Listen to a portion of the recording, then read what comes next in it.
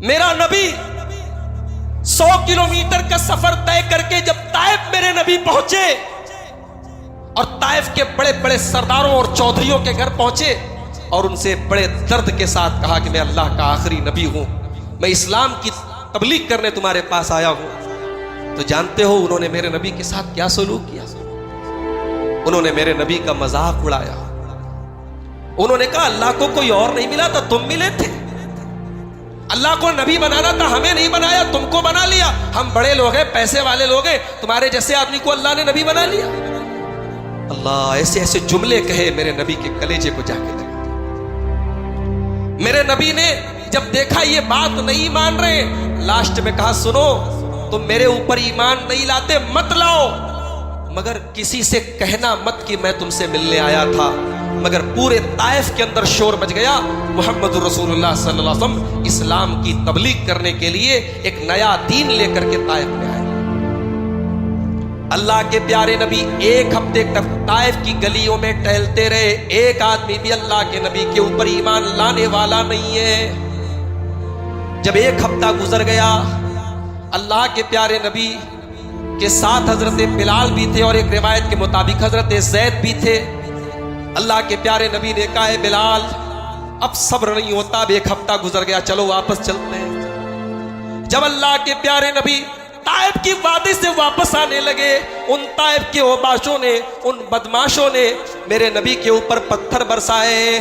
دونوں طرف سے میرے نبی کے اوپر پتھر برسائے جا رہے ہیں. ہائے وہ نبی جو رحمت کائنات بن کر آیا تھا، وہ نبی جو دنیا کو توحید کا راستہ دکھانے کے لیے وہ نبی آئے تھے، وہ دنیا والوں کو جہنم سے بچانے کے لیے آئے تھے. آج چشم فلک نے وہ منظر بھی دیکھا ہے. اس نبی کے اوپر پتھر برسائے جا رہے ہیں، اس نبی کے اوپر دونوں طرف سے پتھر برسائے جا رہے ہیں. حضرت بلال اپنے نبی کا ڈیفنس کرنے کی کوشش کر رہے ہیں، اپنے نبی کو بچانے کی کوشش کر رہے ہیں، مگر پتھر تو دونوں طرف سے آ رہے ہیں. وہ کون سی سائڈ سے میرے نبی کو بچاتے؟ او لوگو، میرے نبی نے اپنی امت کو اللہ کا دین پہنچانے کے لیے میرے نبی نے پتھر کھائے، اور اتنے پتھر میرے نبی پر برسائے گئے کہ آپ کے پیروں سے خون رس رس کر کے بہنے لگا. آپ کا جوتا لہو لہان ہو گیا، آپ کے جوتے لہو سے بھر گئے، خون سے بھر گئے. اللہ کے نبی صلی اللہ علیہ وسلم طائف سے کسی طریقے سے اپنی جان بچا کر کے نکلے. طائف سے 3 کلومیٹر دور ایک کافر کے، ایک مشرک کے باغیچے میں، اس کے باغ میں اللہ کے نبی ایک کھجور کے پیڑ کے نیچے بیٹھے. آپ نے چین کی سانس لی اور اللہ کی بارگاہ میں آپ نے ہاتھ اٹھایا اور کہا اے اللہ کہ تو نے کس کے حوالے مجھے کر دیا؟ اے اللہ یہ کون لوگ ہیں جو تیرے نبی کی قیمت، تیرے نبی کے مقام، تیرے نبی کی عظمت سے واقف نہیں ہے؟ اللہ تو نے مجھے ان کے حوالے کر دیا. میرے نبی کی وہ دعا سنو میرے بھائیوں، تو آنکھوں سے آنسو طاری ہو جاتے ہیں، دل لرز جاتا ہے، رونگٹے کھڑے ہو جاتے ہیں. نبی نے اپنے کلیجے کو نکال کے رکھ دیا اس دعا کے اندر. اللہ کے نبی اسی دعا میں کہتے ہیں کہ اے اللہ اگر تو مجھ سے ناراض نہیں ہے، ساری کائنات مجھ سے ناراض ہو جائے، مجھے کوئی پرواہ نہیں. اے اللہ اگر تو راضی ہے، محمد رسول اللہ کو کوئی اور پرواہ نہیں، کوئی اور پرواہ نہیں. اللہ نے جبریل کو بھیجا. جبریل آئے، اے اللہ کے رسول بہت ظلم کیا ہے آپ کے ساتھ طائف کے لوگوں نے، یہ پہاڑوں کا فرشتہ آیا ہے، اجازت مانگ رہا ہے، آپ حکم دے دیجئے طائف والوں کا کام ختم کر دیا جائے، دونوں پہاڑوں میں رکھ کے پیس دیا جائے، ختم کر دیا جائے. سلام اس پر جو دنیا کے لیے رحمت ہی رحمت تھا. سلام اس پر کہ جس نے گالیاں سن کر دعائیں دی. میرے نبی نے طائف والوں کے لیے بددعا نہیں کی، طائف والوں کو ہلاک کرنے کے فرشتے کو اجازت نہیں دی.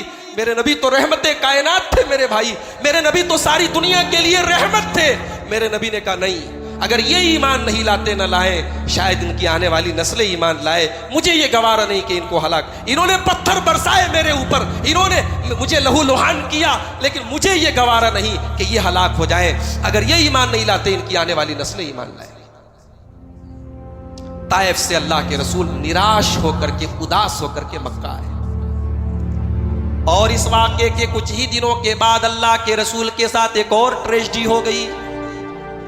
آپ کی وفادار بیوی اور آپ کی جانثار بیوی اور ہر قدم پر آپ کا ساتھ دینے والی بیوی حضرت خدیجہ رضی اللہ تعالیٰ عنہا بھی دنیا سے انتقال فرما گئی. وہ بیوی جب اللہ کے نبی باہر کے صدمے سے اور تکلیف سے نڈھال ہو کر کے گھر آیا کرتے تھے، خدیجہ میرے نبی کو تسلی دیا کرتی تھی، خدیجہ میرے نبی کو سکون دیا کرتی تھی، خدیجہ میرے نبی کا ساتھ دیا کرتی تھی، اور اسی لیے اللہ کے نبی ساری زندگی خدیجہ کو یاد کیا کرتے تھے. ایک مرتبہ حضرت عائشہ نے فرمایا، اے اللہ کے نبی آپ خدیجہ کو اتنا کیوں یاد کرتے ہیں؟ کہا ہے عائشہ خدیجہ میری وہ بیوی ہے جب ساری دنیا نے میرا ساتھ چھوڑ دیا تھا اس اکیلی عورت نے میرا ساتھ دیا تھا. خدیجہ میری بڑی وفادار بیوی تھی، میں خدیجہ کے احسانات کو کبھی نہیں بھول سکتا. بھائی نیک بیوی مل جائے، شوہر کی تکلیف نہ رہے، شوہر کا دکھ نہ رہے، اور بیکار اور خراب اور بے دین بیوی مل جائے تو اچھی خاصی خوشیوں کو بھی نظر لگ جائے. اسی لیے اللہ کے رسول سے پوچھا گیا سب سے بہترین عورت کون ہے؟ اللہ کے پیارے نبی نے فرمایا التی تسرہ اذا نظر، شوہر جب گھر میں داخل ہو بیوی کی شکل دیکھے تو شوہر خوش ہو جائے. بیوی وہ ہے جو شوہر کا چہرہ دیکھتے ہی سمجھ جائے شوہر ٹینشن میں ہے، اس کی ٹینشن کو دور کرنے کی کوشش کرے. میرے بھائیوں میری ماں بہنوں، بیوی وہ نہیں ہے جو شوہر کی ٹینشن کو اور بڑھا دے، جو شوہر کے دکھوں کو اور بڑھا دے. نبی اکرم صلی اللہ علیہ وسلم کو اللہ تعالیٰ نے حضرت خدیجہ کی شکل میں ایسی بیوی دی تھی جو میرے نبی کا ہر موقع پر ساتھ دیتی. خدیجہ کا انتقال ہو گیا، ایک گھر کے اندر کا سپورٹ تھا نبی کا ختم ہو گیا. اور حضرت خدیجہ کے انتقال کے کچھ ہی دنوں کے بعد ایک تیسرا واقعہ اللہ کے نبی کے ساتھ ہو گیا. آپ کے چچا ابو طالب جو ہر موڑ پر اللہ کے نبی کا ساتھ دیا کرتے تھے اور 12 سال کی عمر سے لے کر کے 50 سال کی عمر تک جنہوں نے نبی کا سپورٹ کیا تھا، نبی کا ساتھ دیا تھا اور مکہ کے کافروں کے سامنے ہمیشہ ڈٹ کر کے کھڑے رہتے تھے، نبی کا ساتھ دیا کرتے تھے، آپ کے وہ چچا ابو طالب بھی دنیا سے چلے گئے، ان کا بھی انتقال ہو گیا. اب گویا کہ اللہ کے رسول صلی اللہ علیہ وسلم بہت ہی زیادہ ٹینشن میں اور دکھ میں اور تکلیف میں ہے، اور آپ کو یہ احساس ہو رہا ہے اب گھر کے باہر بھی میرا سپورٹ نہیں ہے، گھر کے اندر بھی میرا سپورٹ نہیں ہے. اللہ تبارک و تعالیٰ نے ان حالات میں اپنے نبی کو معراج کرایا ہے. گویا اللہ تعالیٰ نے معراج کے سفر میں، معراج کی سیر میں اللہ کے نبی کو ساتواں آسمانوں کی سیر کرا کے اور اپنے پاس بلا کر کے اللہ نے اپنے نبی کو یہ پیغام دیا ہے، اے میرے نبی آپ میرے آخری نبی ہیں، آپ میرے آخری رسول ہیں. یہ دنیا والے آپ کو اگر نہیں مانتے، یہ دنیا والے اگر آپ کی قدر نہیں کرتے، آپ کا مقام نہیں جانتے، اے میرے نبی آپ کے مقام پر کوئی فرق آنے والا نہیں، کوئی کمی آنے والی نہیں ہے. اے نبی آپ میرے آخری نبی ہیں، ہم آپ کو معراج جیسی عظیم نعمت سے نوازتے ہیں، ہم آپ کو جنت و جہنم کے مناظر دکھاتے ہیں، ہم آپ کو نبیوں کا امام بناتے ہیں، ہم آپ کو ساتواں آسمانوں کی سیر کراتے ہیں. اے نبی آپ کو نراش ہونے کی، آپ کو ٹینشن میں ہونے کی، آپ کو دکھ میں ہونے کی کوئی ضرورت نہیں ہے. گویا معراج کا واقعہ نبی اکرم صلی اللہ تعالی علیہ وسلم کے دل کو تسلی دے رہا ہے. معراج کا یہ واقعہ میرے نبی کے دل کو مضبوط کر رہا ہے، میرے نبی کے کلیجے کو مضبوط کر رہا ہے. 50 وقت کی نمازیں فرض ہو گئی. اب جب اللہ کے نبی واپس آنے لگے، چھٹے آسمان پر حضرت موسیٰ علیہ السلام سے ملاقات ہوئی. موسیٰ علیہ السلام نے پوچھا، اے محمد صلی اللہ علیہ وسلم، اللہ تبارک و تعالیٰ نے آپ کے اوپر کیا حکم دیا ہے؟ کون سا حکم آپ کے اوپر فرض کیا ہے؟ کیا تحفہ دیا ہے آپ کو؟ کہا کہ 50 ٹائم کی نماز فرض ہے میرے اوپر. اب موسیٰ علیہ السلام کا جواب سنو. موسیٰ علیہ السلام نے بنی اسرائیل جیسی قوم کو دیکھا تھا، بنی اسرائیل جو اپنے زمانے کی بڑی شرارتی قوم تھی. موسیٰ علیہ السلام نے کہا ہے محمد صلی اللہ علیہ وسلم آپ کی امت 50 ٹائم کی نماز نہیں پڑھ پائے گی. آپ اپنے رب کے پاس جائیے اور اس میں کمی کروائیے، اس میں ہلکا کروائیے. آپ کی امت 50 ٹائم کی نماز نہیں پڑھ پائے گی. میں نے بنی اسرائیل کا تجربہ کیا ہے، میں نے بہت آزمایا ہے، میرا تجربہ یہ کہتا ہے کہ آپ کی امت 50 ٹائم کی نمازیں نہیں پڑھ پائے گی. نبی اکرم صلی اللہ علیہ وسلم نے کہا ٹھیک ہے، میں اپنے رب سے گزارش کرتا ہوں کہ اس میں کچھ کمی ہو جائے، کچھ ہلکا کر دیا جائے. نبی اکرم واپس گئے اور 50 میں سے 10 میرے نبی کی گزارش پر 10 کم کر دیا۔ پھر حضرت موسیٰ سے ملاقات ہوئی، انہوں نے کہا 40 نہیں پڑھ پائے گی آپ کی امت، 10 اور کم ہو گئی۔ انہوں نے کہا 30 بھی نہیں پڑھ پائے گی، 10 اور کم ہو گئی، 20، پھر 10، پھر 10 سے 5 ہو گئی۔ اب پھر موسیٰ علیہ السلام کے پاس اللہ کے رسول آئے۔ موسیٰ علیہ السلام نے کہا اے اللہ کے نبی محمد صلی اللہ علیہ وسلم، آپ کی امت 5 ٹائم کی نمازیں بھی نہیں پڑھ پائے گی، میں نے بنی اسرائیل کو آزمایا ہے، تجربہ کیا ہے، آپ جائیے اور اس میں کمی کروائیے۔ میرے نبی نے کہا نہیں نہیں، میں نے بار بار اپنے رب سے گزارش کی اور بار بار میں نے کمی کروائی، اب اس سے زیادہ میں کمی نہیں کروا سکتا، مجھے حیا آ رہی ہے، مجھے شرم آ رہی ہے۔ نبی کی زبان سے یہ جملہ نکلا، ادھر اللہ کی طرف سے آواز آئی امضیت فریضتی وخففت عن عبادی، او لوگو، او میرے بندو، میں نے 5 وقت کی نماز تم کو دی ہے، لیکن ثواب پورا 50 کا دوں گا۔ میں نے اپنا حکم بھی دے دیا اور تمہارے اوپر سے بوجھ بھی ہلکا کر دیا، پڑھو گے 5 ثواب 50 کا بھی ملے گا۔ مگر بھائیو، موسیٰ علیہ السلام بڑے تجربے کار نبی تھے، بات تو ان کی صحیح نکلی نا، 5 ٹائم بھی ہم نہیں پڑھ پا رہے۔ فجر کی نماز میں ہمارے یہ بیچارے بوڑھے حضرات، بزرگ حضرات اگر یہ مسجدوں کو آباد نہ کریں تو تالے لگ جائیں۔ لاک ڈاؤن میں ہم نے دیکھا مسجدیں بند ہیں، حی علی الصلاۃ کی آواز آ رہی ہے لیکن ہم مسجد میں نماز نہیں پڑھ پا رہے ہیں۔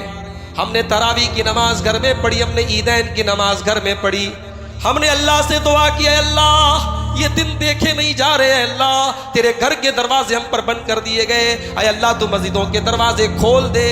آج لاک ڈاؤن ختم ہو گیا، مسجدوں کے دروازے کھل گئے، لیکن میرے بھائیو ہمارے دل اتنے سخت ہو گئے، آج بھی مسجدوں میں نمازیوں کی تعداد کم ہے، آج بھی ہمیں اپنے کاموں سے فرصت نہیں ہے، ہمیں اپنے دنیاوی کاموں میں ہم اتنے مصروف ہیں، ہمیں نماز کی فرصت نہیں ہے۔ میرے بھائیو، یہ نماز وہ عبادت ہے جو زمین پر نہیں آسمان پر فرض ہوئی ہے۔ روزہ زمین پر فرض ہوا ہے، زکوٰۃ زمین پر فرض ہوئی ہے، حج زمین پر فرض ہوا ہے، لیکن نماز ایک لوتی عبادت ہے جو آسمان پر فرض ہوئی ہے۔ روزہ، زکوٰۃ اور حج یہ ساری عبادتیں جبریل لے کر کے آئے ہیں، لیکن نماز ڈائریکٹ اللہ نے اپنے نبی کو دی ہے۔ اس کا مطلب یہ ہوا کہ نماز ایک ایسی عبادت ہے جو بندے کو ڈائریکٹ اپنے رب سے ملا دیتی ہے۔ نماز وہ عبادت ہے جو بندے کو اپنے رب سے ملا دیتی ہے۔ بندہ جب اپنے رب کے آگے سجدہ کرتا ہے، اللہ کے نبی کہتے ہیں بندہ اپنے رب سے سب سے زیادہ قریب سجدے میں ہوتا ہے جب بندہ سجدے میں رو رو کے اللہ سے دعائیں کرتا ہے۔ اللہ اپنے بندے کی دعاؤں کو لوٹاتا نہیں ہے، رد نہیں کرتا ہے۔ بزنس کرو میرے بھائی، کام کرو، تجارت کرو، دکان کرو، ترقی کرو، مگر ایسی ترقی مت کرو کہ اللہ کو بھول جاؤ۔ اللہ نے قرآن میں کہا رجال لا تلہیہم تجارت ولا بیع عن ذکر اللہ، میرے نیک بندے تو وہ ہوتے ہیں کہ ان کا کاروبار ان کو نماز سے نہیں روکتا ہے، ان کی تجارت ان کو نماز سے نہیں روکتی ہے۔ معراج ہم کو یہ سبق دیتی ہے میرے بھائیوں کہ نماز آسمان پر فرض ہوئی ہے، نماز اللہ نے ڈائریکٹ اپنے نبی کو دی ہے، لہٰذا اگر اللہ کے ساتھ اپنا تعلق مضبوط کرنا ہے تو نماز کی پابندی کرو۔ ہم نبی سے محبت کا دعویٰ کرتے ہیں، ہم نبی کی شان میں نعتیہ کلام پڑھتے ہیں، ہم نبی کی محبت میں نعرے لگاتے ہیں، مگر اللہ کی قسم اگر ہم نماز کی پابندی نہیں کرتے، ہمارے یہ دعوے غلط ہیں، ہمارے یہ دعوے ہمارے منہ پر مار دیے جائیں گے۔ اللہ کے پیارے حبیب نے اپنے آخری وقت میں کہا تھا الصلاۃ الصلاۃ وما ملکت ایمانکم، اے میری امت کے لوگوں نماز کی پابندی کرتے رہنا، نماز کی پابندی کرتے رہنا۔ میرے حبیب میرے نبی نے فرمایا تھا جعلت قرۃ عینی فی الصلاۃ، نماز میری آنکھوں کی ٹھنڈک ہے۔ اگر ہم نماز کی پابندی نہیں کرتے اور اس کے باوجود ہم دعویٰ کرتے ہیں ہم رسول سے محبت کرتے ہیں تو ہمیں اپنے دعوے پر غور کرنے کی ضرورت ہے میرے بھائی۔ معراج کا واقعہ ہمیں اور آپ کو ایک سبق اور دیتا ہے۔ اللہ کے نبی صلی اللہ علیہ وسلم نے جہنم کے بہت سارے عذاب بھی دیکھے معراج کی رات میں۔ آپ نے دیکھا کچھ لوگوں کی زبانیں کینچیوں سے، آگ کی کینچیوں سے کاٹی جا رہی ہیں۔ نبی اکرم نے پوچھا ہے جبریل یہ کون لوگ ہیں؟ کہا ہے اللہ کے نبی یہ آپ کی امت کے جھوٹے لوگ ہیں، یہ آپ کی امت کے وہ لوگ ہیں جو جھوٹی باتیں بیان کیا کرتے تھے۔ آج فیس بک کا دور ہے، آج واٹس ایپ کا دور ہے، آپ کے موبائل پر میسج آیا मैसेज में कोई अच्छी बात लिखी है और नीचे लिखा है कि ये हदीस है, आपने फट से उसको शेयर कर दिया। मेरे भाइयों, क्या आपने तहकीक की, क्या आपने पता लगाया कि वो जो मैसेज आया था, वो जो पोस्ट आई थी, क्या वो हदीस थी भी कि नहीं थी? आपने तो हदीस समझ के फॉरवर्ड कर दिया, शेयर कर दिया। अगर वो हदीस नहीं थी और आपने हदीस के तौर पर उसको शेयर कर दिया, कल क़यामत के दिन आप अल्लाह के रसूल को क्या मुंह दिखाएंगे? अल्लाह के नबी फरमाते हैं, जो मेरी तरफ कोई झूठी बात मंसूब करे, जो मेरा नाम लेकर के कोई झूठी बात बयान करे, वो अपना ठिकाना जहन्नम में बना ले। लिहाजा सोशल मीडिया के इस दौर में मेरे भाइयों बहुत फूक फूक करके कदम रखने की जरूरत है। हर मैसेज, हर पोस्ट, हर ऑडियो, हर वीडियो सही नहीं होता है। तहकीक कर लो, झूठ बोलने वालों की जुबानें काटी जाएंगी। अल्लाह के रसूल ने मेराज की रात में देखा, आपने देखा एक तंदूर है, आपने झांक के देखा तो उस तंदूर के अंदर कुछ मर्दों की और कुछ औरतों की आवाज आ रही थी। आपने झांक के देखा तो कुछ मर्द थे, कुछ औरतें थी, सब नंगे थे और उल्टे लटके हुए थे और नीचे से आग आ रही थी जो उनके बदन में, उनकी शर्मगाहों में जा रही थी। नबी अकरम ने पूछा, है जिब्रील ये कौन लोग हैं? फरमाया, अल्लाह के नबी ये ज़िनाकार लोग हैं, ये ज़ानी लोग हैं, ये बदकार मर्द हैं, ये बदकार औरतें हैं, ये वो शादीशुदा औरतें हैं जो शौहरों को छोड़ करके गैर मर्दों से ताल्लुक कायम किया करती थी, ये वो लोग हैं जो ज़िना किया करते थे, बदकारी किया करते थे। मेरे भाइयों, अभी लेटेस्ट वाक़या है, गुजरात के अहमदाबाद के अंदर हमारी एक मुस्लिम बहन ने खुदकुशी कर ली, सुसाइड कर ली, और सुसाइड करने के पहले उसने वीडियो बनाया और वीडियो में उसने बताया ससुराल वालों के जुल्म सितम से और जहेज की डिमांड से और शौहर की बदसलूकी से उसने आजिज आ करके अपने आप को मौत के हवाले किया। ठीक है, बात चल रही है, तहकीकात चल रही है, वो अपनी जगह, मगर हमें और आपको ये बात माननी पड़ेगी कि आज हमने जहेज की वजह से और आज हमने दुनिया भर के रस्म और रिवाज की वजह से अपने समाज में निकाह को और शादी को इतना मुश्किल कर दिया है। आज ज़िना करना आसान है, बदकारी करना आसान है, निकाह करना मुश्किल है। मेरे भाइयों, नबी अकरम ने मेराज की रात अपनी उम्मत को ये सबक भी दिया है, ज़िना से बचो, निकाह को आसान करो, जहेज का लेन देन बंद करो, ये रस्म और रिवाज बंद करो। मेरे नबी रस्म और रिवाज की बेड़ियों से हमें आजाद करने के लिए आए थे और हमने उन रस्म और रिवाज को अपनी गर्दनों पर, हमने अपनी गर्दनों में डाल करके निकाह को और शादी को इतना मुश्किल बना दिया है। एक गरीब आदमी जिसकी जवान बेटी हो, वो बेचारा वक्त के पहले बूढ़ा हो जाता है, जवान बेटी उसके सीने पर एक बोझ बन जाती है। मेरे भाइयों, बेटियों को बोझ मत बनाओ, निकाह को आसान करो। मैं आपकी इस कमेटी को बड़ी मुबारकबाद देता हूँ, इतना शानदार आप प्रोग्राम करते हैं। कुछ ऐसा काम भी लेकर के उठिए, कुछ ऐसी तहरीक भी चलाइए मछली शहर में, कुछ ऐसे नौजवान भी सामने आए जो ये तय करें, जो ये आज़म करें, हम बगैर जहेज के शादी करेंगे, हम सुन्नत के मुताबिक निकाह करेंगे, हम 1 रुपये का लेन देन नहीं करेंगे, हम अपने दस्तों बाजू पर खड़े होंगे। जरूरी नहीं कि ससुराल से बेड मिले तब आप आराम करेंगे। भाई, अपने जोरे बाजू पर एक मामूली चारपाई पर आप लेटिए, अल्लाह उसका 10 गुना इंशाअल्लाह आपको बदला देगा। तो ये रस्म और रिवाज से अपने आप को आज़ाद कीजिए। अल्लाह के रसूल सल्लल्लाहु अलैहि वसल्लम ने जहन्नम के मनाजिर में ये मंजर भी देखा कि ज़िनाकार मर्दों की शर्मगाहों में जहन्नम की आग डाली जा रही है। 1-2 बातें और सुना के बाद खत्म करता हूं, बात तवील हो रही है, आपका प्रोग्राम लंबा चलेगा और मुझे भी लंबा सफर करना है।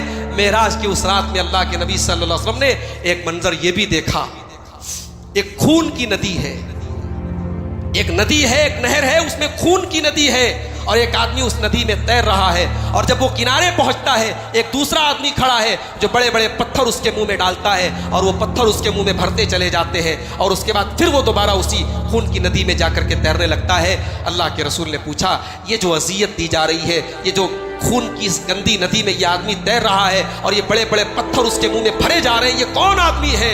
जिब्रील अमीन ने कहा, अल्लाह के नबी, ये आपकी उम्मत के सूदखोर लोग हैं, ब्याजखोर लोग हैं, हरामखोर लोग हैं जो अपने पेट में सूद और ब्याज की रकम भरा करते थे। आज मेरे प्यारे भाइयों, आज उम्मत की एक बड़ी तादाद सूद और ब्याज के कामों में लिप्त है। अल्लाह के वास्ते अपने बच्चों को, अपनी नस्लों को खराब मत करो मेरे भाई। हमारी दुआएं कबूल नहीं होगी, हमारी नमाजें कबूल नहीं होगी अगर हमने हराम कमाई से अपने आप को नहीं बचाया, अपने बच्चों को हराम कमाई से नहीं बचाया। हमारे बच्चों की रगों में अगर हराम की कमाई दौड़ेगी, कल उनकी नमाजें, उनके रोजे बर्बाद हो जाएंगे। हम चंद टकों के लिए और दुनिया के चंद दिनों के फायदे के लिए अपने बच्चों की और अपनी नस्लों की जिंदगी बर्बाद न करें। मेरे साथियों, हलाल कमाई खाओ। नबी अकरम सल्लल्लाहु अलैहि वसल्लम ने कहा था, सही बुखारी की रिवायत है, आपने फरमाया कि लयातियन्ना अलन्नासी ज़मानुन, एक ऐसा दौर भी मेरी उम्मत के ऊपर आएगा, ला युबालिल मरउ मिन ऐना अख़ज़ल माल, इंसान परवाह नहीं करेगा माल कहां से कमा रहा है। ये सामने वीडियो बन रहा है, मैं तकरीर कर रहा हूं, वीडियो बन रहा है। आज से 1 साल बाद, 5 साल बाद भी आप ये वीडियो जब इंटरनेट पर आप देखेंगे तो आप, मैं जैसे जैसे हाथ हिला रहा हूं ऐसे ऐसे आपको वीडियो में नजर आ जाएगा। नबी अकरम जब मेराज से वापस आए तो सुबह होते ही आपने मक्का के काफिरों को बुलाया और कहा कि कल रात मेरे साथ ऐसा ऐसा मामला हुआ और मुझे जिब्रील लेकर के गए बुराक पर सवार करके और बैतुल मुक़द्दस गया और फिर मैंने 7वां आसमानों की सैर की और मैं वापस चला आया और ये सारा काम रात में हो गया। मक्का वाले मजाक उड़ाने लगे, अरे मोहम्मद कैसी बातें कर रहे हो, हमें पागल समझा है क्या? 1 महीना जाने में लगता है, 1 महीना आने में लगता है, तुम रात में ही गए और रात में ही वापस चले आए, जाओ किसी और को उल्लू बनाओ, हमें ना बनाओ। अच्छा एक बात सोचो, मेरे नबी कितने हिम्मती थे, मेरे नबी के शुजाअत का अंदाजा लगाओ। मेरे नबी को पता है कि मैं जब ये बात बयान करूंगा लोग मेरी बात का मजाक उड़ाएंगे, नहीं मानेंगे, मगर मेरे नबी ने अपनी उम्मत को एक पैगाम दिया कि हक बात बयान करो, लोगों को बुरी लगे, लोगों को पसंद आए ना आए, जो हक हो, जो कुरान हो, जो सुन्नत हो, उसे बयान करो। नबी की हिम्मत देखो मेरे भाई। अबू जहल को पता चला, दौड़ा दौड़ा सबसे पहले अबू बकर सिद्दीक के पास आया, कहा ये हर बात मानते हैं अपने नबी की, आज ये भी नहीं मानेंगे। कहा अबू बकर, आज तो तुम्हारे दोस्त ने ऐसी बात कह दी है कि तुम भी कह दोगे गलत बात कह दी। कहा क्या कह दिया? कहा अबू बकर 1 महीना जाने में लगता है, 1 महीना आने में लगता है मक्का से बैतुल मुक़द्दस। तुम्हारे नबी कह रहे हैं कि मैं बैतुल मुक़द्दस भी गया, मैंने नबियों को नमाज भी पढ़ाई, मैंने 7वां आसमान की सैर भी की और वापस चला आया और रात ही में ये सारा काम हो गया। अब तुम बताओ क्या तुम मानते हो? अबू बकर का जवाब सुनो। अबू बकर कहते हैं लइन क़ालहू फ़क़द सदक़ा, अगर मेरे नबी ने कहा है तो सच कहा है। सिद्दीक ऐसे ही नहीं कहा जाता, अबू बकर सिद्दीक, वो सिद्दीक हैं, उन्होंने जुमला जो इस्तेमाल किया, अगर मेरे नबी ने कहा है तो सच कहा है।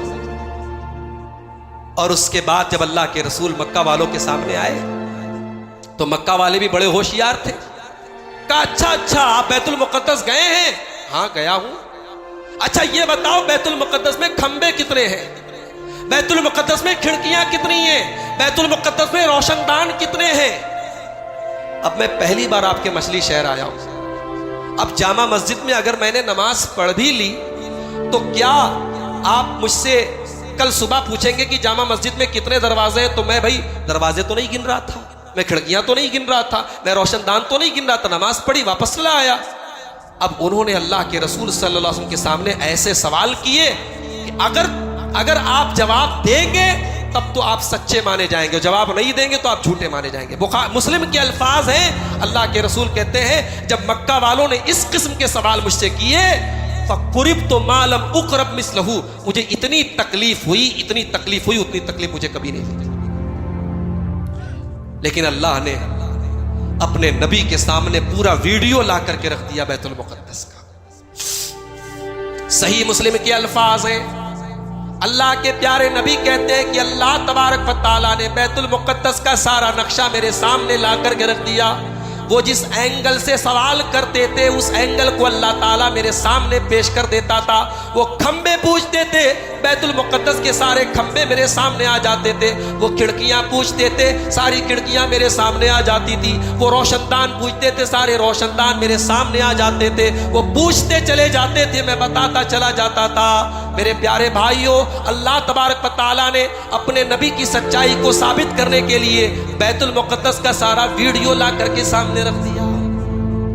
तो मेराज का वाक़या नबी अकरम की सदाकत और आपकी रिसालत की एक बहुत बड़ी दलील है। तो घरेलू मसाइल में ये वो चीजें हैं। और हमारे अमीर मोहतरम आ गए, 1-2 पॉइंट बयान करके मैं बात खत्म करता हूँ, मगरिब का वक्त भी करीब हो चला है।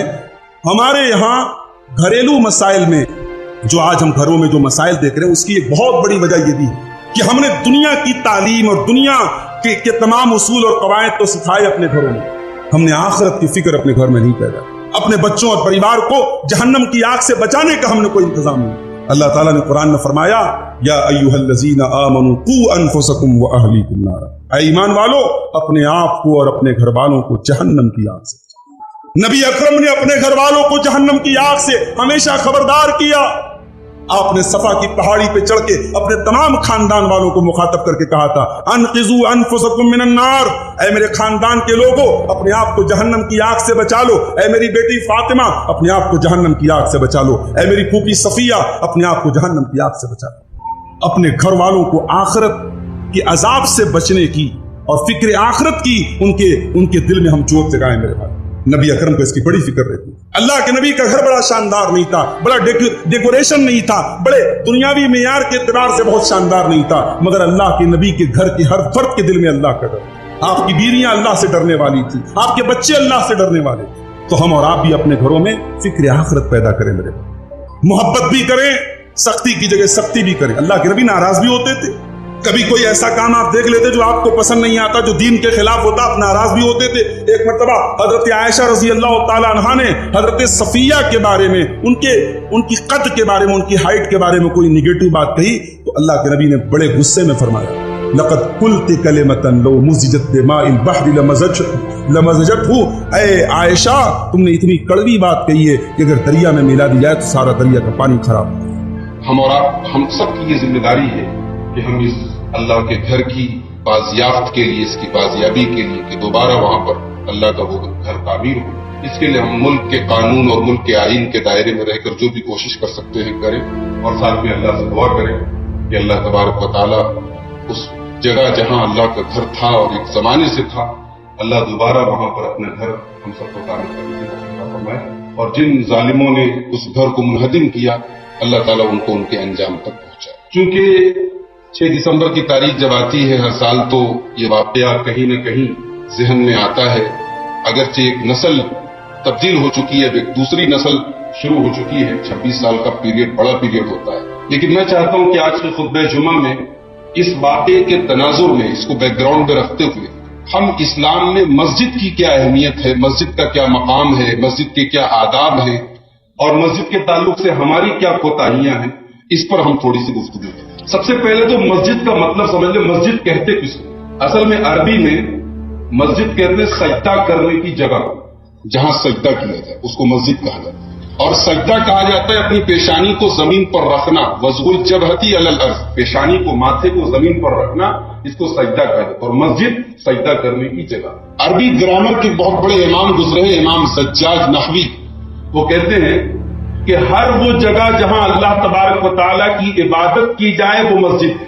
مسجد صرف اس بلڈنگ یا عمارت کا نام نہیں ہے جس کو نماز کے لیے قائم کیا جائے۔ امام زجاج نحوی کہتے ہیں کہ مسجد ہر وہ جگہ ہے جہاں اللہ کی عبادت ہے، اور امام زجاج دلیل کیا دیتے ہیں کہ اللہ کے پیارے نبی صلی اللہ علیہ وسلم نے فرمایا، بخاری اور مسلم کی روایت ہے، وَجُعِلَتْ لِيَ الْأَرْضُ مَسْجِدًا وَطَهُورًا، پوری کی پوری زمین میرے لیے مسجد بنا دی۔ کیا مطلب؟ یعنی ایک مسلمان کے لیے پوری کی پوری زمین عبادت کی جگہ ہے، وہ کہیں پر بھی نماز ادا کر سکتا ہے، شرط یہ ہے کہ وہ جگہ گندی نہ ہو، ناپاک نہ ہو، یا وہاں پر شرک نہ ہوتا ہو۔ یہ 2 کنڈیشن ہیں، ورنہ پوری زمین جو ہے وہ مسلمان کے لیے مسجد ہے۔ تو اس حدیث میں اللہ کے نبی نے پوری زمین کو مسجد کہا ہے، اس سے پتہ چلا کہ ہر وہ جگہ جہاں اللہ کی عبادت ہو وہ مسجد۔ مسجد کو احترام میں اللہ کا گھر کہا ہے۔ اللہ کا گھر کیا مطلب؟ اللہ کا گھر کا مطلب یہ ہے کہ یہ جو عمارت ہے، یہ جو بلڈنگ ہے، یہ جو جگہ ہے جس کو ہم مسجد کہتے ہیں، اس میں صرف اللہ کا کام ہوگا، اس میں دنیا کا کام نہیں ہوگا۔ اس میں آؤ تو دنیا کو کنارے رکھ کر آؤ، یہ اللہ کا گھر ہے۔ جو نام رکھا گیا مسجد کا، اس کو بیت اللہ کہا جاتا ہے، اللہ کا گھر۔ اس گھر میں اشارہ ہے کہ مسجد میں جو بھی کام کرو وہ خالص، پیور، شدھ اللہ کے لیے۔ اسی لیے اللہ تبارک و تعالیٰ قرآن کریم کے 29ویں پارے سورۃ الجن کے اندر فرماتا ہے وَأَنَّ الْمَسَاجِدَ لِلَّهِ فَلَا تَدْعُوا مَعَ اللَّهِ أَحَدًا، مسجد اللہ کے لیے، مسجد اللہ کے لیے ہے، اللہ کے ساتھ کسی اور کو مت بلاؤ۔ اسی لیے مسجد کے اندر اگر کوئی شرک کرے تو یہ اور بڑا گناہ ہے، اور اسی لیے ہماری شریعت نے قبرستان میں مسجد بنانے سے منع کیا ہے۔ یا مسجد میں کسی کو دفن کرنے سے منع کیا ہے. نہ قبر کے پاس ہم مسجد بنا سکتے ہیں، نہ مسجد میں کسی کو دفن کر سکتے، دونوں سے منع کیا. کیوں؟ اس لیے کہ مسجد خالص اللہ کی عبادت کا گھر ہے. وہاں کوئی ایسا کام یا اس کا شائبہ بھی نہ ہو، اس کی ملاوٹ بھی نہ ہو جس سے شرک کی بوا. مسجد کو کون لوگ آباد کرتے ہیں؟ مسجد کو کون لوگ تعمیر کرتے ہیں؟ کون لوگ بناتے ہیں؟ اللہ تبارک و تعالیٰ سورہ توبہ کے اندر فرماتا ہے انما یعمر مساجد اللہ من آمن باللہ والیوم الآخر. اللہ کی مسجدوں کو وہی لوگ تعمیر کرتے ہیں جو اللہ کے اوپر ایمان رکھتے ہیں، جو قیامت کے دن کے اوپر ایمان رکھتے ہیں. وَأَقَامَ الصَّلَاةَ اور نماز قائم کرتے ہیں، وَآتَى الزَّكَاةَ اور زکات ادا کرتے ہیں. دیکھیے مسجد کی تعمیر کرنے والے کو پورا دین اس کے ساتھ جوڑ، یعنی جو دیندار ہوگا وہی مسجد قائم کرے. مسجد کون آباد کرے گا؟ جو ایماندار ہوگا، جو اللہ پر ایمان رکھے، جو قیامت کے دن پر ایمان. وَلَمْ يَخْشَ إِلَّا اللَّهَ اور مسجدوں کو وہی لوگ آباد کر سکتے ہیں جو اللہ سے ڈرتے ہو، صرف اور صرف اللہ سے ڈرتے ہو. قرآن کریم کی یہ آیت بتا رہی ہے کہ مسجدیں بے ایمان لوگ آباد نہیں کر سکتے، ایمان والے آباد کر سکتے. اسی لیے اللہ کے پیارے نبی صلی اللہ علیہ وسلم مسجد کی تعمیر کی فضیلت بیان کرتے ہوئے فرماتے من بنا للہ مسجدا یبتغی بہ وجہ اللہ بنى اللہ لہ بیتا فی الجنہ. اگر خالص اللہ کو راضی کرنے کے کوئی اور مقصد نہ ہو، اللہ کو راضی کرنے کے لیے اگر کوئی مسجد کی تعمیر کرے، اللہ تبارک و تعالیٰ اس کے لیے جنت میں گھر تعمیر کرتا ہے. مسجد کس لیے ہے؟ پرپس کیا ہے؟ اس کا مقصد کیا ہے؟ ادیشیہ کیا ہے؟ بڑا مشہور واقعہ ہے. اللہ کے نبی صلی اللہ علیہ وسلم کے زمانے میں ایک مرتبہ ایک دیہاتی مسجد میں آ گیا، پیشاب کرنے لگا. مسجد کا احترام پتہ نہیں، مسجد کے آداب پتہ نہیں، آ کر کے مسجد میں نماز کی جگہ، صف کی جگہ پیشاب کرنے. صحابہ کرام اس کو مارنے کے لیے دوڑے. اللہ کے نبی صلی اللہ علیہ وسلم نے فرمایا دعوہ، چھوڑ دو اسے پیشاب کرنے، لا تظلموا، اسے پیشاب کرنے دو، اسے روکو مت. علماء لکھتے ہیں کہ اس میں دو مقصد تھا اللہ کے رسول کا منع کرنا. ایک تو یہ کہ اگر ہم اس کو فوراً روک دیں گے تو ہمیں جو اس کو سمجھانا ہے، جو میسج دینا وہ نہیں جائے. اور دوسرا نقصان یہ کہ ابھی ایک جگہ گندگی کر رہا ہے، وہ پیشاب کر کے روکیں گے، اٹھ کے جانے لگے گا 10 جگہ گندگی کرے تو کہا کہ رک جاؤ، اس سے پیشاب کر لے گا. جب وہ پیشاب کر چکا، اللہ کے نبی صلی اللہ علیہ وسلم نے اپنے صحابہ سے کہا پانی لا کے اس پیشاب کو صاف کیا گیا. اس کے بعد آپ نے اس دیہاتی کو بلایا اور بڑے پیار سے اس سے کہا ان هذه المساجد لا تصلح لشيء من هذا. یہ مسجدیں ان کاموں کے لیے نہیں ہے، پیشاب کرنے کی، پاخانہ کرنے کی، گندگی کرنے کی جگہ نہیں ہے. انما هي لذکر اللہ عز وجل والصلاة وقراءة القرآن. یہ مسجدیں تو اللہ کو یاد کرنے کے لیے، اللہ کا ذکر کرنے کی جگہ ہے، یہ نماز پڑھنے کی جگہ، یہ قرآن پڑھنے کی جگہ. اللہ کے نبی صلی اللہ علیہ وسلم نے ایک جملے میں مسجد کا مقصد بتایا. مسجد کیا ہے؟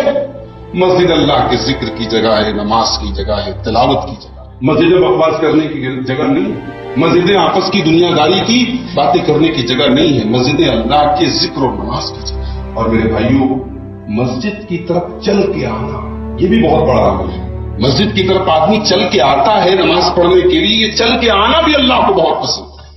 اللہ کے پیارے نبی صلی اللہ علیہ وسلم فرماتے ہیں اپنے صحابہ سے کہ کیا میں تم کو ایسی چیز بتاؤں کہ اگر وہ کام تم کرو گے تو اللہ تبارک و تعالیٰ تمہارے گناہوں کو معاف کر دے گا، تمہارے درجے بلند کر دے گا؟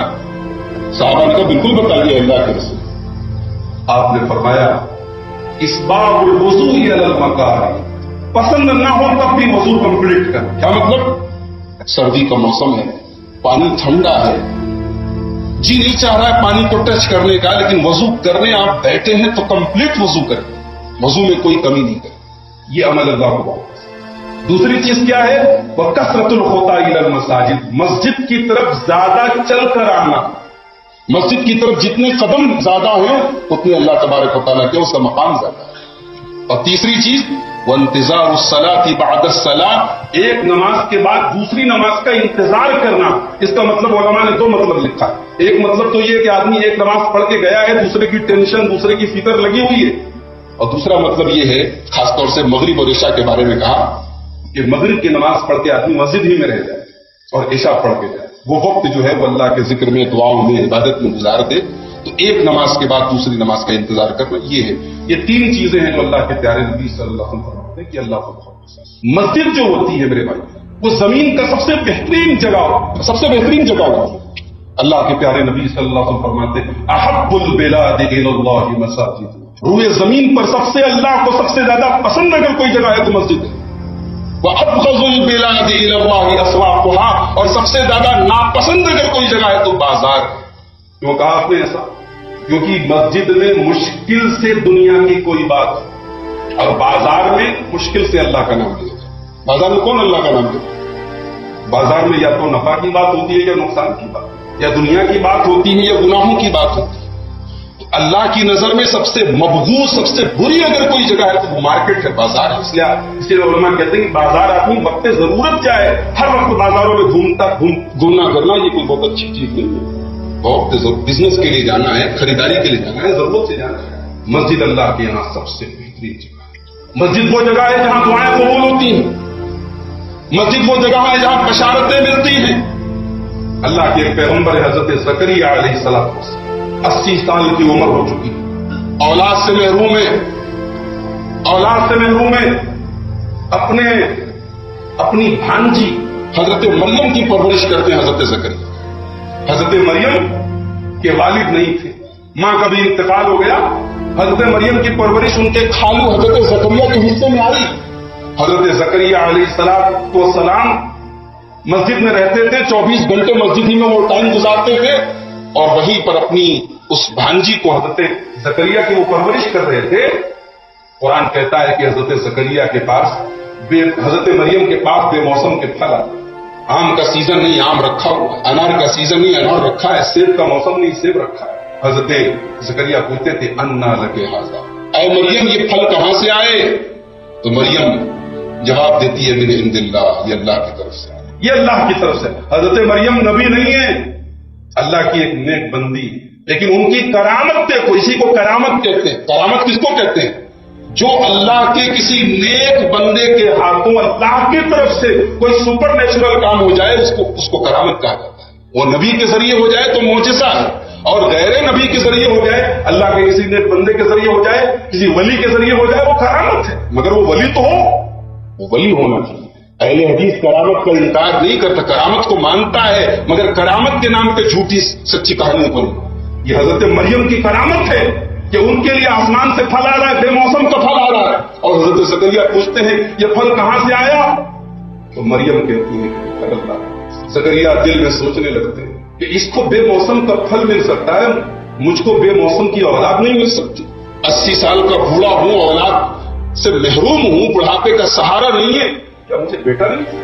اللہ کے بارگاہ میں دعا کرتا رب هب لي من لدنك ذرية طيبة إنك سميع الدعاء، اے اللہ مجھے ایک نیک بیٹا، نیک اولاد دے دے، تو دعاؤں کو سن۔ قرآن کہتا ہے فنادته الملائکۃ وهو قائم يصلي في المحراب، حضرت زکریا علیہ السلام محراب کے اندر نماز پڑھ رہے ہیں، اور اسی حالت میں، نماز کی حالت میں فرشتے آتے ہیں، ان کو بشارت سناتے ہیں ان اللہ یبشرک بیحییٰ، اے زکریا ہم اللہ کے فرشتے ہیں، ہم تمہیں یہ بشارت دینے آئے ہیں، تمہیں یحییٰ نام کا ایک لڑکا پیدا ہوگا، مصدقا بکلمۃ من اللہ، اور تمہارا یہ بیٹا اللہ تبارک و تعالیٰ کی تمام باتوں کی تصدیق کرے گا، والسیدہ، اور یہ سید ہوگا، سردار ہوگا، لوگوں کا رہبر ہوگا، وحصورا، اور اپنے نفس کے اوپر کنٹرول کرنے والا ہوگا، ونبی من الصالحین، اور نبی ہوگا۔ یہ ہے مسجد جہاں 80 سال کے بوڑھے باپ کو اولاد ملتی ہے، اس کی بشارت ملتی ہے، یہ مسجد ہے میرے پیارے۔ مسجد کس مقصد کے لیے بنائی ہے اللہ نے؟ سورہ نور کے اندر اللہ نے بتایا، مسجدوں کو ڈیزائن دار بنانا، خوبصورت بنانا، یہ مقصد نہیں ہے مسجد۔ مسجد کا مقصد کیا ہے؟ فی بیوت اذن اللہ ان ترفع ویذکر فیہا اسمہ، مسجدیں اس لیے بنائی جاتی ہیں کہ اللہ نے حکم دیا ہے کہ ان کو بلند کیا جائے۔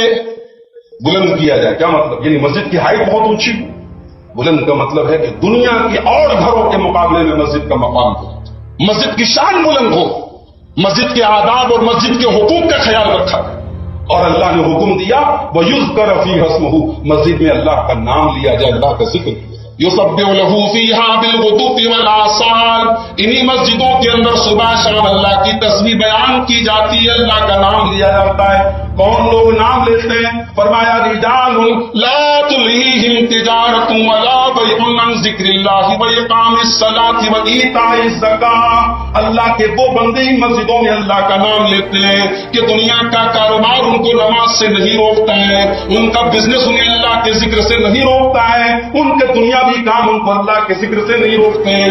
यखाफून यौमन ततक़ल्लबु फीहिल क़ुलूब वल अबसार, वो उस दिन से डरते हैं जिस दिन आंखें और दिल पलट दिए जाएंगे, जिस दिन घबराहट का ये आलम होगा कि दिल और आंखें पलट दिए जाएंगे। ये है मस्जिद को आबाद करने की। अल्लाह के प्यारे नबी सल्लल्लाहु अलैहि वसल्लम जब मदीना मुनव्वरा आए, आपने सबसे पहले अपना घर नहीं बनाया, अपनी बीवियों का घर नहीं बनाया, आपने सबसे पहले मदीना में आने के बाद मस्जिद नबी की बुनियाद रखी। और अल्लाह अल्लाह ये वो मस्जिद है जहां से दुनिया के बड़े बड़े बादशाहों को अल्लाह के प्यारे नबी ने लेटर और खतूत लिखे। यही वो मस्जिद है जब मुसलमानों पर कोई मुसीबत आती थी तो इसी मस्जिद के मीनार से और इसी मस्जिद की छत से बिलाल हबशी खड़े होकर अजान देते हैं और कहते हैं अस्सलातु जामिअतुन, लोगों आओ मोहम्मद रसूलुल्लाह तुम्हें बुला रहे हैं। मुसलमानों की तवज्जुहात का सेंटर थी ये मस्जिद नबी। अल्लाह के प्यारे नबी सल्लल्लाहु अलैहि वसल्लम सबसे पहले मदीना में आने के बाद इसी मस्जिद की बुनियाद। और मदीना तो अभी आप बाद में पहुंचे, मक्का से हिजरत करने के का जो सफर था उस सफर में मदीना से थोड़ा सा पहले एक जगह पड़ती है कुबा। अल्लाह के प्यारे नबी जब कुबा में पड़ाव डालते हैं तो कुबा में भी आप एक मस्जिद की बुनियाद। और ये वो मस्जिद है कि आज भी जब कोई हाजी कोई उम्रा करने वाला जब जाता है तो वहां जरूर 2 रकात नमाज पढ़नी चाहिए। मस्जिद कुबा में एक नमाज का सवाब एक उम्रा के बराबर है। अल्लाह के नबी सल्लल्लाहु अलैहि वसल्लम ने मस्जिद कुबा के अंदर एक नमाज का सवाब एक उम्रा के बराबर। ये वही मस्जिद है जिसका तस्करा कुरान में अल्लाह फरमाता है लमस्जिदुन उस्सिसा अला तक़वा मिन अव्वल यौमिन अहक़्क़ु अन तक़ूम फीह। मेरे नबी ये वो मस्जिद है जिसकी बुनियाद पहले ही दिन से तक़वा पर है। फीह रिजालुन युहिब्बूना अन यततहहरू, ये वो मस्जिद है जहां के लोग बड़े पाक साफ। उलमा ने लिखा है कि जब मक्के में पानी के जरिए इस्तिंजा, अरब के अंदर पानी के जरिए इस्तिंजा बहुत कम होता था, लोग ढेले का इस्तेमाल करते थे, पत्थरों का इस्तेमाल करते। उस दौर में पानी के जरिए इस्तिंजा करके ज्यादा सफाई और सुथराई इस्तेमाल करने वाले ये कुबा के लोग थे, ये मस्जिद कुबा के मुसल्लियान। अल्लाह तबारक व तआला उनकी सफाई और सुथराई का तस्करा हुआ। मस्जिद के कुछ आदाब होते हैं। मस्जिद के आदाब में से एक अदब यह है कि मस्जिद में गंदगी न की जाए, मस्जिद में थूका न जाए। अल्लाह के प्यारे नबी सल्लल्लाहु अलैहि वसल्लम ने फरमाया अल-बुसाक़ु फिल मस्जिद ख़तीअतुन, मस्जिद में थूकना गुनाह है। जब मस्जिद में थूकना गुनाह है तो पान भी थूकना गुनाह है, गंदगी करना भी गुनाह है। और इस गुनाह का कफ़ारा क्या है? आपने फरमाया व कफ़ारतुहा दफ़न, कहा कि अगर मस्जिद में किसी ने थूक दिया है तो इस गुनाह को का कफ़ारा क्या है कि उसको दफन कर। अल्लाह के नबी के जमाने में मिट्टी की मस्जिद है, आज माशाअल्लाह हमारे यहाँ मार्बल बिछे हुए हैं, संगमरमर की मस्जिदें हैं। तो आज के दौर में आप दफन नहीं करेंगे, आप उसको साफ करेंगे। मस्जिद में अगर गंदगी हो उसको साफ करना ये सिर्फ मुअज्जिन का काम नहीं है, ये चंद किसी सफाई कर्मचारी, ये हम सबकी जिम्मेदारी है। प्यारे नबी सल्लल्लाहु अलैहि वसल्लम मस्जिद में आए और आपने देखा कि किबला की तरफ किसी ने थूक दिया।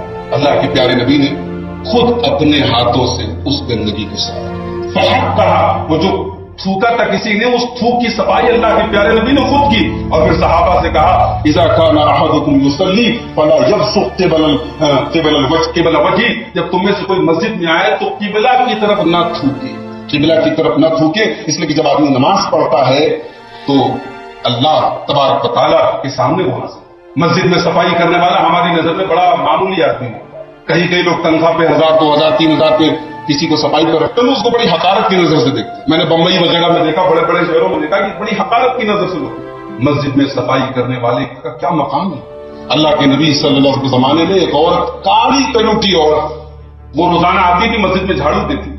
और हदीस में तस्करा नहीं है, गालिबन वो कोई तनख्वाह नहीं लेती थी, कोई पैसा नहीं लेती थी। उसका एक शौक था, एक अरमान था कि नबी की मस्जिद है, वो रोजाना आती थी झाड़ू लगाती। उसका इंतकाल हो, प्यारे नबी को पता नहीं चला, अल्लाह के नबी को खबर नहीं मिली। आपने देखा कई दिनों से वो औरत नहीं आ रही है, मुस्लिम शरीफ की रिवायत है। आपने पूछा कि वो औरत नहीं आ रही है, साहबा ने कहा कि अल्लाह के नबी इंतकाल हो गया, उसका मर गई वो। आपने फरमाया अफला अज़नतुम, तुम लोगों ने मुझे क्यों नहीं बताया उसका इंतकाल हो गया, मुझे क्यों नहीं बताया? रावी कहते हैं कान हम सब गरू अमरा, साहबा ने सोचा गरीब औरत है, कमजोर औरत, झाड़ू दे रही थी मस्जिद में, क्या उसके बारे में अल्लाह के नबी को बताया? उसके मामले को हल्के में लिया साहबा ने। अल्लाह के नबी ने साहबा से कहा दुल्लूनी अला कब्र, इसकी खबर कहां है? چلو مجھے اس کی قبر کے پاس لے کے چلو۔ اللہ کے نبی صلی اللہ علیہ وسلم اس عورت کی قبر پہ گئے اور قبر پہ کھڑے ہو کے آپ نے جنازے کی نماز پڑھی۔ اس سے ایک مسئلہ پتہ چلا کہ کسی کی جنازے کی نماز اگر چھوٹ جائے تو قبر کے پاس قبلہ رخ ہو کر کے جنازے کی نماز پڑھ سکتے، اسی وقت دفن کے وقت۔ اللہ کے نبی نے جنازے کی نماز پڑھی اس کی قبر کے پاس، اور اس کے بعد آپ نے فرمایا ان هذه القبور مملوءة ظلمة على اهلها، یہ جو قبر ہوتی ہے نا، قبر میں بڑا اندھیرا ہوتا ہے۔ وان الله ينورها عز وجل عليها بصلاتي عليه، اور جب میں نے نماز پڑھ دی، میں نے دعا کر دی، تو اللہ تبارک و تعالیٰ اس کی برکت سے اس عورت کی قبر میں روشنی کر دے، اس کو منور کر دے۔ تو اللہ کے نبی کا ایک مسجد کی صفائی کرنے والی عورت کا یہ مقام ہے۔ مسجد میں شور کرنا، مسجد میں چلا چلا کے باتیں کرنا انتہائی گناہ کا کام ہے، انتہائی غلط کام۔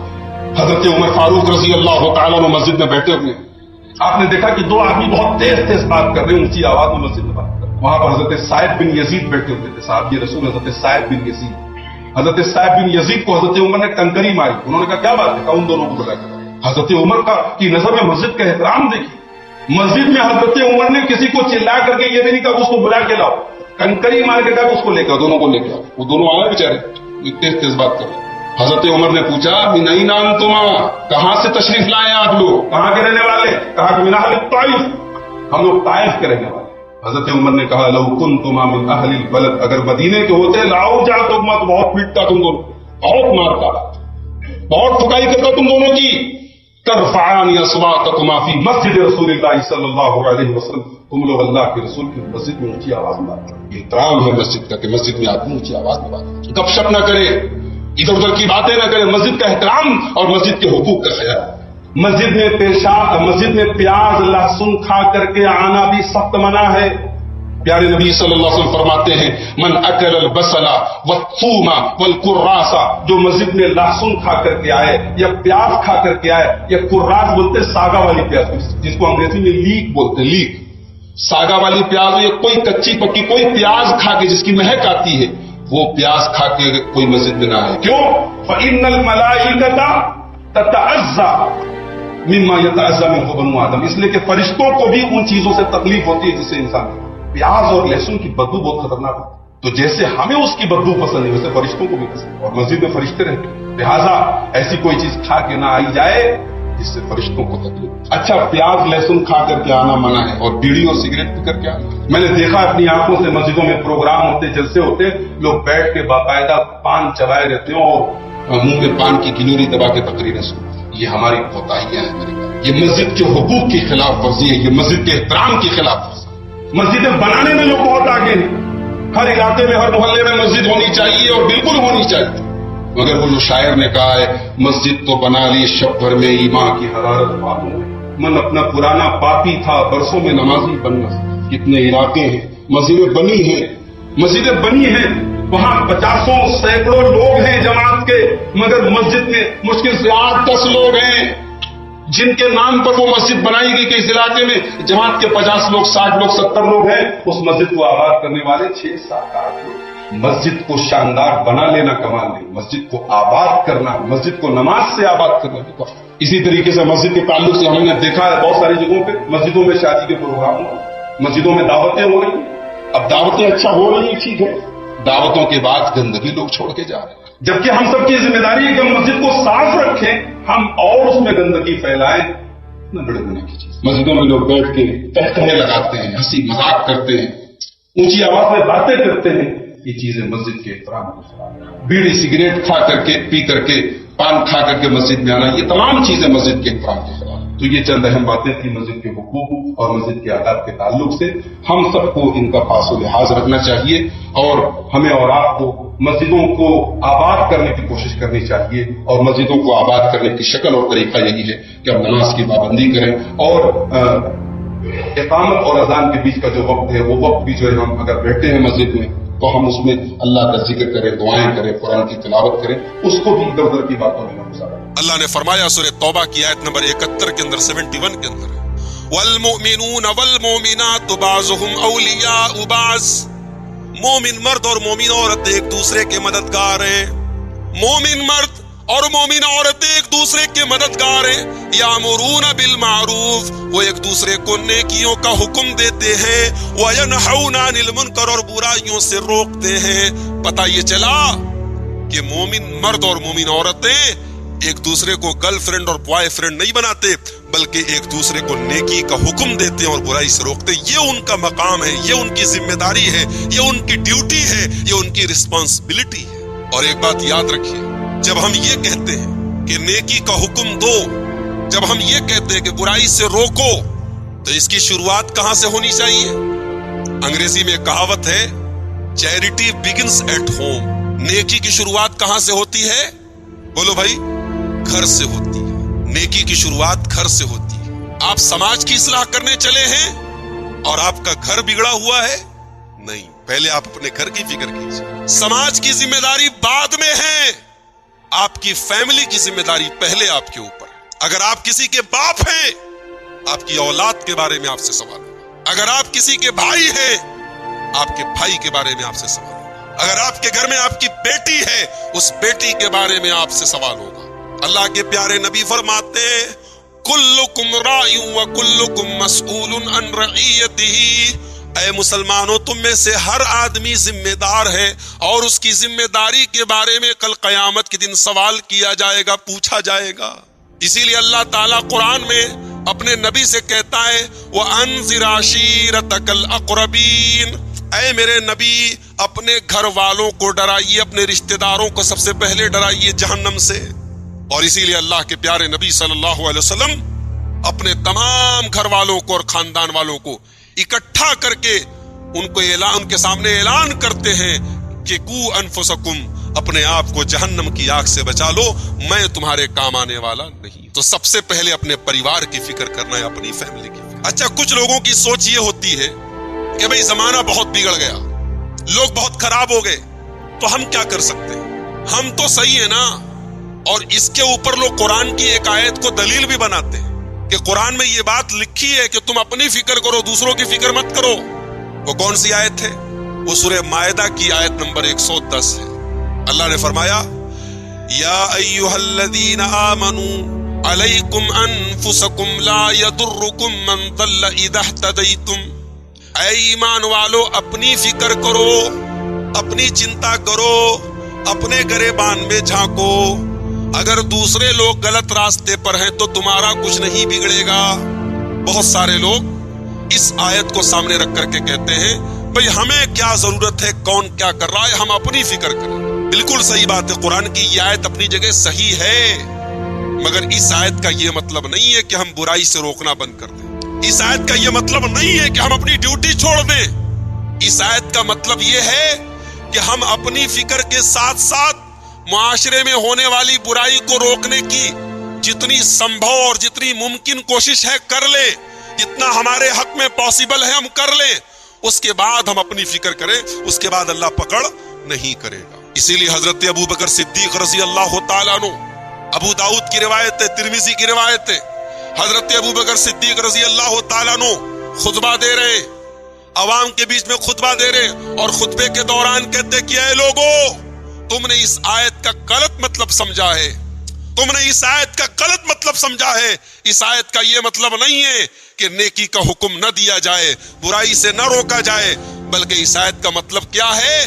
میں نے جناب محمد رسول اللہ صلی اللہ علیہ وسلم کو فرماتے ہوئے سنا ہے کہ ان الناس اذا رأوا الظالم، جب لوگ ظالم کو دیکھیں وہ ظلم کر رہا ہے، وَلَمْ يَأْخُذُوا عَلَى يَدَيْهِ، اور ظالم کو نہ روکیں، اس کے ظلم سے نہ روکیں، اوشک ان یؤمہم اللہ بعقاب من، تو قریب ہے کہ اللہ کی طرف سے عذاب آ جائے. اور جب بات ظلم کی نکلی ہے تو ایک بات میں آپ سے کہنا چاہتا ہوں. ابھی پرسوں کی ڈیٹ میں ہمارے ہندوستان کی پارلیمنٹ سے قانون پاس ہوا ہے. شاید آپ نے میڈیا پر اگر آپ کی نظر ہو، اخبار اگر آپ پڑھتے ہو، حالات پر آپ کی نظر ہو تو آپ کو معلوم ہوگا.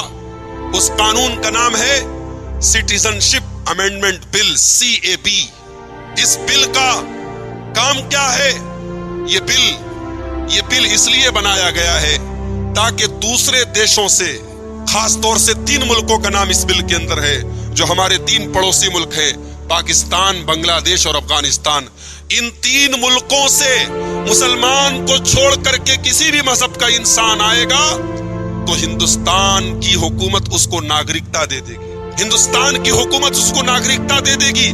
اگر مسلمان آیا تو ناگرکتا نہیں دی جائے گی۔ سب سے بڑی بات تو یہ ہے کہ ایک مذہب کو الگ کرنا اور باقی مذہب کے لوگوں کو ناگرکتا دینا، یہ اس ملک کے آئین کے خلاف ہے، اس ملک کے سنویدھان کے خلاف ہے۔ اس ملک کا آئین انصاف کی بات کرتا ہے، اس ملک کا آئین سب کو ساتھ میں لینے کی بات کرتا ہے، اس ملک کے آئین میں کسی مذہب کے ساتھ بھید بھاؤ کرنے کی بات نہیں کہی گئی ہے۔ سب سے بڑا غلط پہلو تو یہ ہے۔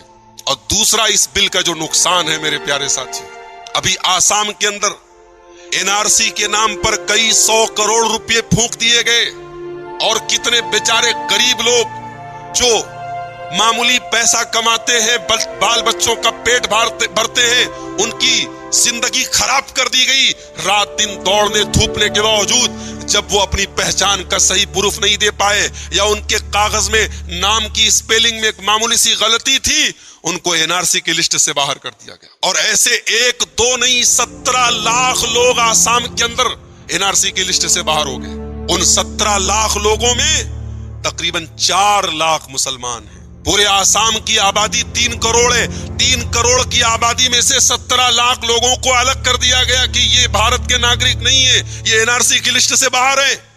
اب یہ جو بل پاس ہوا ہے پرسوں، اس بل کا اثر کیا پڑے گا کہ 17 لاکھ میں جو 4 لاکھ مسلمان ہیں ان کو چھوڑ کر باقی سب کو بھارت کی ناگرکتا دے دی جائے گی۔ چونکہ یہ 4 لاکھ لوگ مسلمان ہیں، ان کو بھارت کی ناگرکتا نہیں ملے گی، ان کو ڈیٹینشن کیمپ میں، جہاں جیل سے بھی بدتر زندگی ہے، وہاں ان کو گزارنا پڑے گا۔ یہ حالات ہیں ہمارے ملک کے، اور ابھی اس کی شروعات آسام سے ہوئی ہے، اور ہمارے ملک کے وزیر داخلہ کہہ چکے ہیں کہ NRC پورے ملک میں لاگو کی جائے گی۔ میرے بھائیوں، ظالم ظلم کر رہا ہے، ظالم ظلم کر رہا ہے، اور کھل کر کے ظلم کر رہا ہے۔ یہ وقت خاموش رہنے کا نہیں ہے۔ جہاں تک ممکن ہو سکے اس ظلم کے خلاف اپنی طاقت اور اپنی صلاحیت کے اعتبار سے اس ظلم کے خلاف کھڑے ہونے کا ٹائم ہے۔ اللہ کے پیارے نبی کی یہ حدیث اپنے سامنے رکھیے۔ اللہ کے پیارے نبی کہہ رہے ہیں، جب لوگ ظالم کو ظلم کرتا ہوا دیکھیں اور اس کو نہ روکیں تو اللہ کی طرف سے عذاب کا آنا یقینی ہے، اللہ کی طرف سے عذاب آ گیا۔